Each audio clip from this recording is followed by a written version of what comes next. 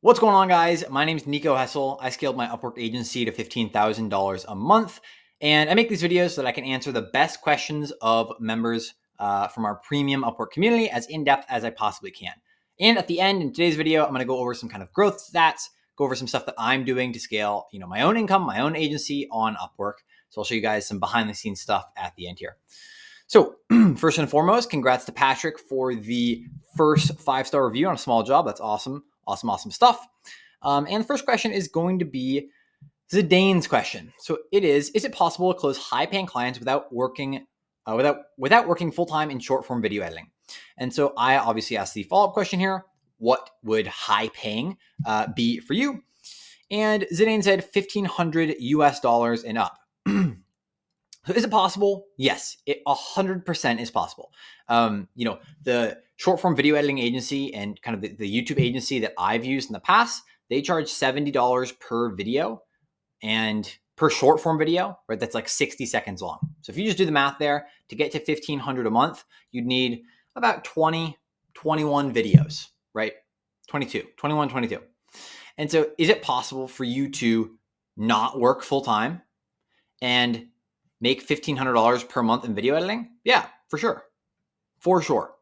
Now, obviously, this is gonna how much you're actually working to make that $1,500 is going to depend on whether you're a freelancer or whether you're an agency, right? If you're an agency and you have video editors working beneath of you, which Zidane, I believe you are, and you do, then you just need to figure out how to get enough clients. That's your job, right? To get enough clients so that you can make $1,500 per month and your team can be doing the work, right?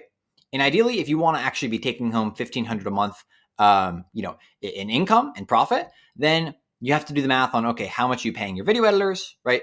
And how much are you charging your clients? And then it's just math, right? So if you are charging your clients, let's say $70 per short form video, and you're paying your team, let's just say $35 to keep it really simple, then you just have to figure out how to get $3,000 worth of revenue so that you can take home $1,500 per month, right?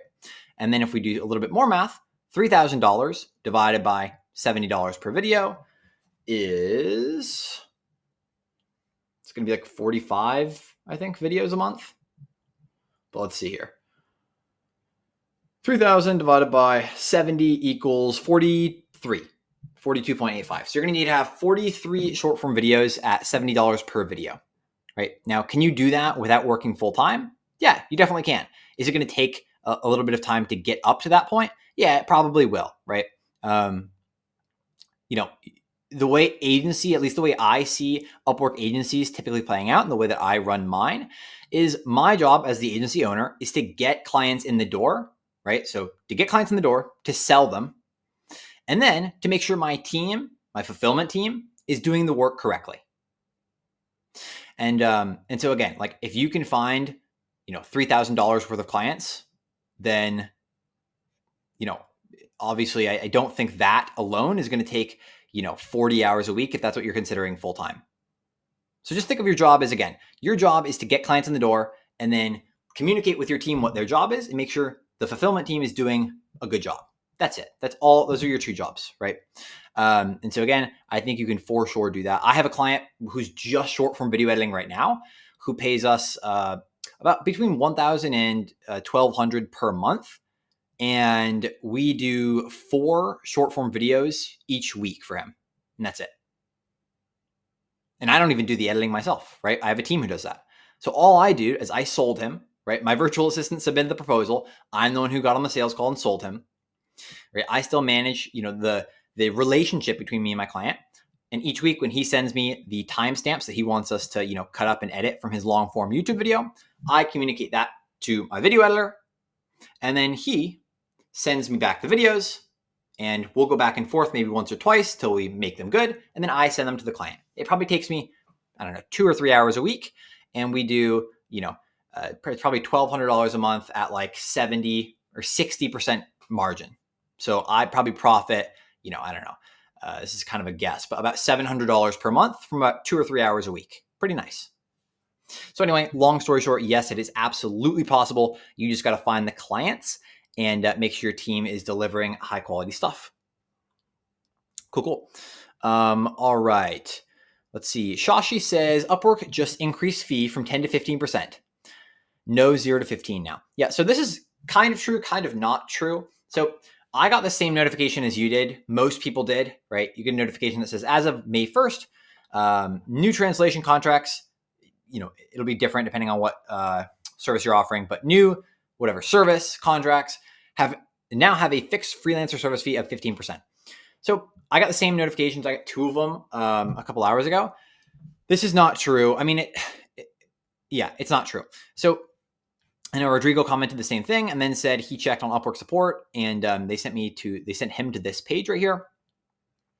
And they explain about the variable 0 to 15%. Yeah. So again, it's not a 15% fee all the time. What it is they made an announcement about a month ago. And Shashi, for you, there's a post in this community. If you just look up Upwork fee, it'll come right up. It's by me.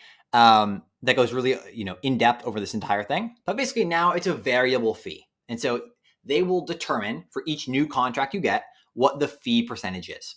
To very quickly sum this up, I'd recommend going and reading the post, but to quickly sum it up, it is it's like the fee will not change per contract. So if you get a contract, like I signed a client today on Upwork, and it's a 10% fee. That fee is never going to change on that contract. But if I sign another contract with the same client or with a different client or whatever, a separate contract today, the fee might be 5% or it might be 15% or it might be 8%, right? So the fee will vary depending on the contract, but once you sign a contract, the fee is going to be consistent, right? And it's not always 15%. Like I said in the beginning, I'll cover some kind of growth stats at the end of this video because I think it could be interesting for you guys. But like I said, I signed a client today and it's a 10% fee. So yeah, cool. But it will be interesting because this is the first day that this actually, the fee change happened. And so I will be curious to see, what kind of happens with this moving forward. If most contracts are 15%, if most of them are 10 still, if there's kind of a range, it'll be interesting. Cool. We'll do 1 or 2 more questions from this community. We'll go over JD's question. JD says, boosting suggestions from Upwork. So you're talking about boosting your profile, to be clear here. And it says your bid per click rate is lower than typical for jobs like this. Consider a bid of 50 connects or higher per click. Interesting. And then you said, I came across this notice in the boosting section of my profile and wondered if anyone else had seen this. And is there any way to tell how accurate this is? Good question. So I want to kind of break this down a little bit more in depth. And to be clear here, the amount you want to bid per click is going to massively depend on what your service is, right? Now, JD, you're a full stack developer. You do very well on Upwork. Your hourly rate that we talked about on today's Q&A call is going to be $70, $75 an hour. And so your clients are paying you a lot. So you can afford to spend 50 connects per click, very likely, as long as a decent percentage of them are converting into clients. Now, with that being said, if somebody who's watching this is like a virtual assistant, they probably are not going to be able to afford 50 connects per click because their clients are going to pay them significantly less than your clients are going to pay you, JD, right? I don't know how they came up with this figure. I have no way to tell. But what I would just recommend for you and for anyone else who wants to boost their profile is to test it, right? And all you're testing for here is the cost to acquire a client, right? So CAC, it's CAC, right? And that's from boosting your profile, right? So you're just taking into account invitations that you got when you were boosting your profile. And if you go into your stats and trends, you should be able to see this stat, right? And so, yeah, ultimately I would just test it, right? If you're looking for clients, which I don't think you actually are anymore, but if you were looking for clients, then I would say bump it up to 50, measure it, right? How many clicks does it take for you to get a client when you're bidding 50 connects per click? And then you can lower it if you want to, right? You can lower it down to 40 connects per click, or you can raise it to 60. I would play around with it a little bit. And again, each time you just want to do the math, and ideally you'll have, you'll get 2 or 3 clients at each bid per connect rate, if that makes sense, right? So you want to bid 50 connects per click when you're boosting your profile, and you want to get 2 or 3 clients. Then you want to do the math and see, okay, how much did it cost me to get each client? So if you spent, let's say you take 2 months and you are bidding 50 connects per click the entire time, and you end up spending $300 across these 2 months, and you get 3 clients. Then 3 clients who came from direct messages or invitations when you were boosting your profile. It's important, right? If you've got 3 clients who came from invitations or direct messages when you were boosting your profile, and you spent $300 to boost your profile, then you know the cost to acquire a customer when you're bidding $50 or 50 connects per click is going to be $100, right? 3 clients divided by $300. Really simple math. And then you would just adjust this bid per click number and then do the math again after you sign 2 or 3 more clients. And then eventually you would kind of figure out your optimal bid per click, right? And obviously that's just going to be the one with the lowest cost to acquire a client, right? The lowest CAC. Now, if you want to get a little more advanced, you could also measure LTV, lifetime value, from each of these customers, but I don't think that would change at all, depending on whether, how much you're bidding per click. I don't think the LTV of the client is going to really change at all. So I probably wouldn't worry about that. I would just measure the cost to acquire a client. Cool, guys. Let me pull up. We have a couple YouTube comments I want to answer here. All right, so Miles with Caleb said, just joined the community. Thank you for all this information. Where did you hire your VA from? I did $18K last month just from clients coming from Upwork. Nice, man. That's awesome. And would love to hand this over to hand over this VA position for job postings. I do Loom videos for outreach on everything and has really helped take things off. Cool, man. That's awesome. Let me give you some love here. Yeah, so I hired my virtual assistant from a virtual assistant agency, setters.ph. I don't think they're still operating. I hired her two years ago or so. But there's really 3 main places that I get VAs from. Number 1 is social media. So for me, that's LinkedIn and Twitter, right? And for me, I have a decent social media presence, about 5,000 followers between LinkedIn and Twitter. And so if I make a post looking for virtual assistants, I get a fair amount of inquiries, right? Fair amount of people reaching out to me. The nice thing about these platforms is that I can, for virtual assistant work when submitting proposals, I really care about 2 things. English, you need to speak and write very good English, and the ability to follow instructions. And that's it. I can train everything else. But those are the 2 things that are non-negotiable. They have to speak good English and write good English, and they have to be able to follow my instructions, do exactly what I say, or else it's never going to work out. Okay. And so again, first place is going to be social media, which is, for me, mostly going to be LinkedIn and Twitter.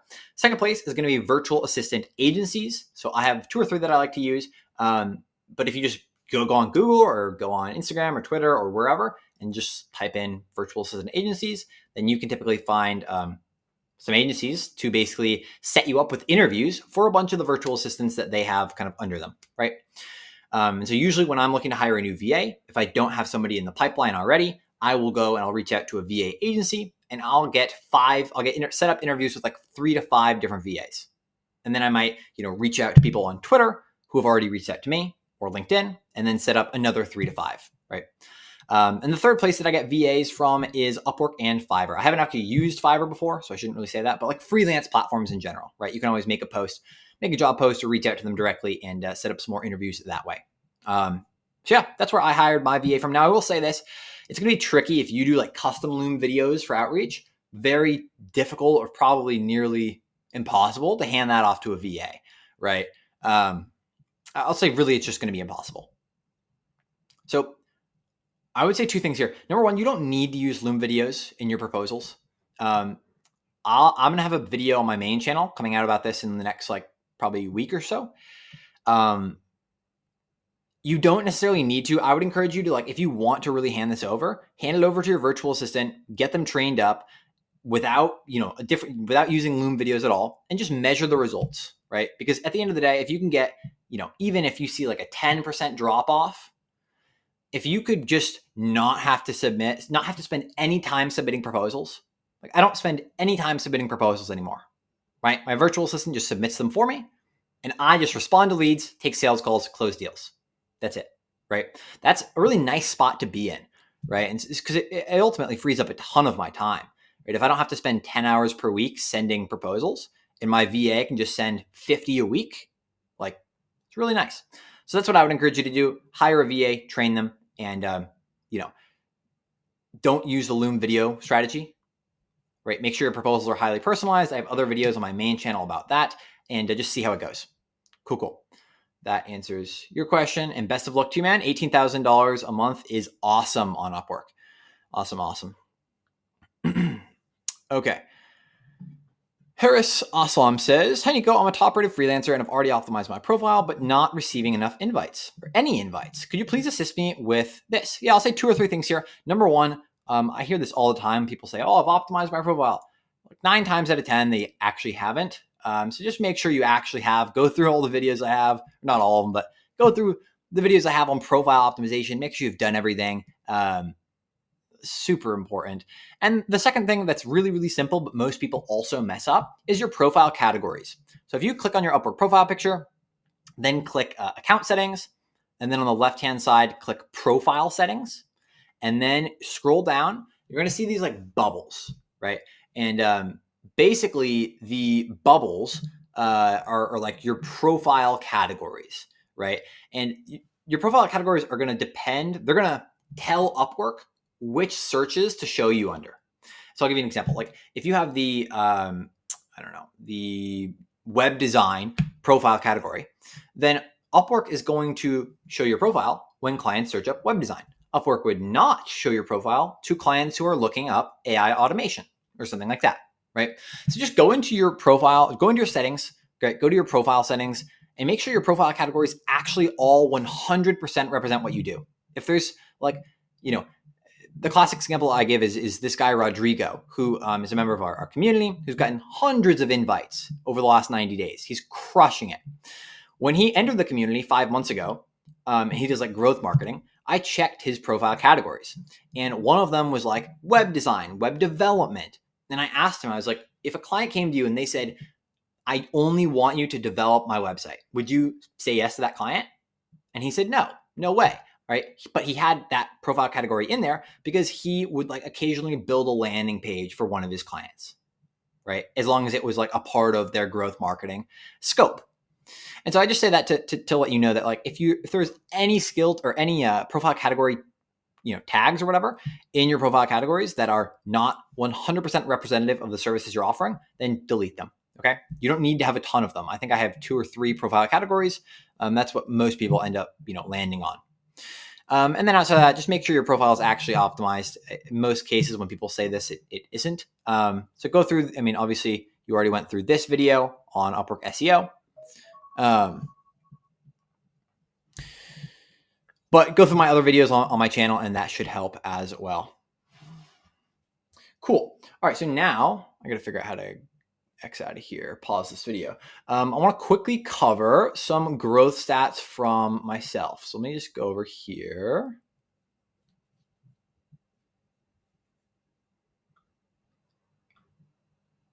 All right, cool. I'm using a new video. I'm not using Loom anymore. I've been using Tela to record my videos. So I'm still getting used to the new software. But anyway, I wanted to cover some kind of growth stats and let you know a little bit more about like my journey, what I'm doing right now in terms of Upwork. As you guys know, I do a couple different things, right? I run the Upwork communities that we have. Our free community has like 20,000 members right now, which is pretty cool. And then obviously our paid community has a little over 200, which is cool. I also run an Upwork agency. And so there's kind of two sides to my life. And I've been ramping up the agency, for a while. When I started the community, I slowed down things with the agency quite a bit. I was still using Upwork, and I was helping lots of other people with Upwork and managing their Upwork presence. But my own agency, I'd slowed down a bit. And in the last month or so, I decided to really kind of ramp things back up over here. And so that's what we're really in the process of doing. And the nice thing is, like, once you crack the code to Upwork, right, like that your proposals convert, you have high converting templates, you know how to message people and get them on calls, and you know how to close them when you're on the calls. Upwork really turns into this like kind of like get out of jail free card almost. Like I know no matter where I'm at in the world, right now I'm in Kuala Lumpur, all I need to have is a laptop and I can print out $10,000 or $15,000, right? $10,000 in a single month from Upwork, which is pretty cool. And it doesn't take very long to ramp up either, which is like the really, really nice thing about all of this. So anyway, I've been doing this. I'm in kind of a weird scenario. When we were doing whatever it was, $14,700 something a a month on Upwork, we had like 12 clients, different clients, and it was crazy chaotic and it was all hectic. And I had a team who's doing all the work for the vast majority of those clients, but it was still hectic because we had 12 different people I had to just communicate with every day, and just really messy, as you can imagine.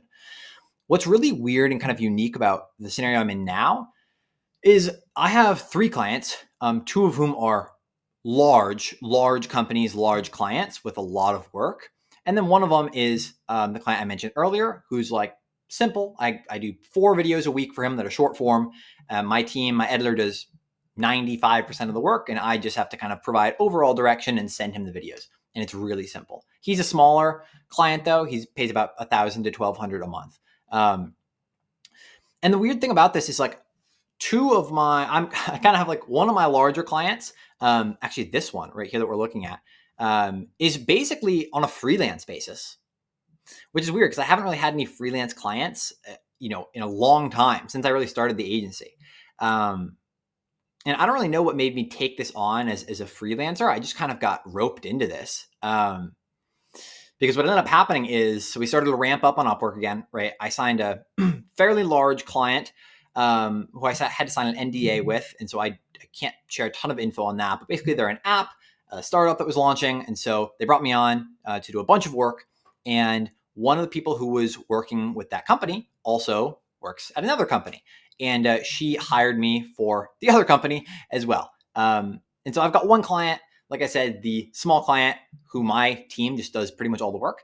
I've got the app who my team does some of the work, but I also do a lot of it myself. And then I've got this third client where I am pretty much doing everything, almost as like a freelancer again. So I'm in this weird scenario here. But like I said in the beginning of this video, I signed a client today. I actually signed them maybe a week ago, but I got the official contract on Upwork today, which will be cool. 20 hours a week right now, but I do believe this is going to ramp up to 30 or 40 probably very quickly. That's kind of the signal that she gave me. So, be cool. If it was 40 hours a week, it's $50 an hour. That's going to be like $8,500 a month, which will be kind of nice. And for those of you guys who know me, I work a lot. I just love to work. And so 40 hours a week is really not full time for me. It's like part time. It's like basically half my work week or even less. And so this is kind of interesting for me. I think it's going to be a cool like perspective shift because obviously I still run the communities, and I think it's good I never want to stop doing Upwork, right? Because then I think I would lose touch and I wouldn't be able to teach it as well as I currently do, which I think is pretty good. And so this will be an interesting, period for me where I'll basically have freelance clients, agency clients, and kind of like this weird mix. But yeah, that's where things are currently at for my agency, my freelance income, my Upwork income. So excited to kick things off. I had a kickoff call with this client today to officially kind of get started on a handful of these projects. I actually already did like a bunch of this work. So this is my first time also that I've had manual time not allowed. In the past, they've sent me, like a client has sent me this, but I've been able to request to change it because I had a team and I've never had a problem with that. This is the first time where I'm thinking, maybe they wouldn't approve it if I requested for them to change this to, me just being able to log the time manually opposed to use the Upwork time tracker. But I've actually done about 10 hours of work already this week for them. And so I'm thinking that I can just request it because obviously I'd far prefer to just be able to do this on my own time without having to do the Upwork time tracker and just log my time whenever I want. It's just much more convenient for me. I don't have to remember to put the time tracker on. So I don't know. We'll see how that goes. But yeah, guys, that is just about it for this video. If you guys have questions, feel free to leave a comment down below. Again, the purpose of these videos is mostly to just answer the questions of members of our premium community because I've gotten, as you can see, increasingly busy over the last couple of weeks, and I don't always have the chance to answer these as in-depth as I want. But what does work pretty well for me is if I can just set aside 30 minutes, twice a week to film a video like this, and then I can knock out 3, 4, 5, 6 questions that are really in-depth from members of the premium group, or really good questions that I think are, commonly really good questions that I think everyone would benefit from if they're on my YouTube channel. And so that is all I've got for this video, guys. If you have questions, comment them below this video, or obviously if you're in the premium group, just make a post and I'll get you a response. Have a sick weekend, and I'll talk to you guys soon.